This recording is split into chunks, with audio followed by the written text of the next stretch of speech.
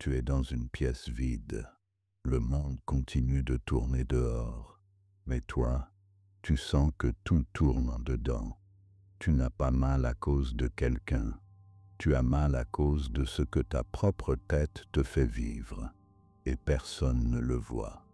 Dis-moi, combien de fois t'es-tu senti prisonnier de ta propre pensée? Pas d'un événement, pas d'une situation, mais de cette boucle invisible qui t'emmène toujours au même endroit. Les regrets, les scénarios imaginaires, les dialogues jamais arrivés.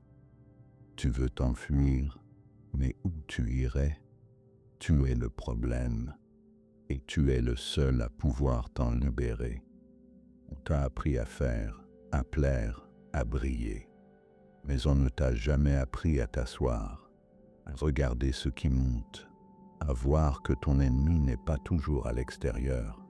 Il est souvent silencieux, enfoui et logé dans ton propre regard. L'esprit, voilà le vrai royaume. Voilà l'endroit que tu dois apprendre à gouverner. Parce que tout vient de là. Ce que tu penses, tu le ressens.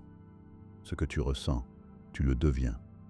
Ce que tu deviens, devient ta réalité. Bouddha l'a dit, Marc Aurèle l'a écrit, et Musashi l'a vécu. Le maître n'est pas celui qui ne pense plus. Le maître est celui qui voit venir la pensée, qui ne la nie pas, mais qui ne la sert pas non plus. Il choisit, il discerne, il laisse passer. Il est l'observateur, pas le captif. Toi aussi, tu peux le devenir. Mais ce n'est pas un savoir intellectuel, c'est une discipline invisible, celle que personne ne célèbre, celle qui ne se voit pas, mais qui décide de tout. Gouverner son esprit, c'est l'art suprême. Le vrai guerrier aujourd'hui, ce n'est plus celui qui brandit une lame, c'est celui qui voit une pensée de peur surgir et ne l'alimente pas. C'est celui qui entend son mental mentir, mais ne le croit plus. C'est celui qui reste droit quand tout à l'intérieur vacille. Chaque pensée est une arme. Entre de bonnes mains, elle guide. Entre de mauvaises, elle détruit. Et la plupart du temps, tu laisses ton mental te poignarder avec ses propres flèches. Peur, comparaison, rejet, honte. Et tu les avales comme des vérités. Mais il y a une autre voie. Elle commence par un geste simple. Observer.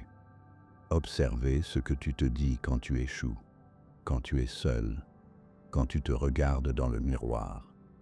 Écoute bien cette voix. Elle est souvent plus cruelle que n'importe quel ennemi. Et elle ne te lâche pas. Elle est là tout le temps à murmurer des verdicts. C'est là que commence un vrai karma. Ce ne sont pas les autres qui t'abîment. C'est ce que tu crois sur toi, ce que tu répètes sans même t'en rendre compte. Alors balaye ton temple mental chaque matin, comme un moine, avec respect, avec douceur, mais avec fermeté. Quand une pensée surgit et dit « Je suis nul », réponds « Je suis en apprentissage ». Quand elle dit « Je suis seul », réponds « Je suis en face de moi-même ». Quand elle dit « Je n'y arriverai jamais », réponds « Je suis en train de semer ». Tu n'es pas ta première pensée. Tu n'es pas obligé de la croire. Tu peux en forger une autre. Tu peux devenir l'artisan de ton propre esprit, à force de répétition, à force de silence, à force de lucidité. Tu peux le tailler comme un sabre. Les moines zen passent des heures à s'asseoir, pas pour fuir, pas pour comprendre, pour ne plus réagir automatiquement, parce que celui qui réagit à tout est l'esclave de tout. Et toi, quoi réagis-tu sans le voir? À quel poison invisible donnes-tu asile chaque jour? Marc Aurèle disait que l'âme prend la teinte des pensées qu'elle cultive. Alors cultive des pensées larges, nobles, simples, claires. et ton âme deviendra claire elle aussi. Tu veux aller plus loin? Alors concentre, ramène ton énergie à toi, retire-la de la comparaison, retire-la du passé, retire-la des regrets, et crée, écris, médite, forge, fais de ton esprit un arc et de chaque pensée une flèche consciente. Ne tire pas au hasard, ne tire pas pour impressionner, tire depuis le calme, depuis la clarté, depuis l'intention juste, et surtout, n'héberge pas ce qui t'abîme. Tu n'es pas ce que tu penses, tu es celui qui entend et qui peut choisir. Voilà le vrai pouvoir, voilà la vraie liberté. Commence maintenant. Surveille ton esprit comme un maître surveille son dojo. Et quand une pensée parasite arrive, regarde-la, mais ne lui offre pas le thé.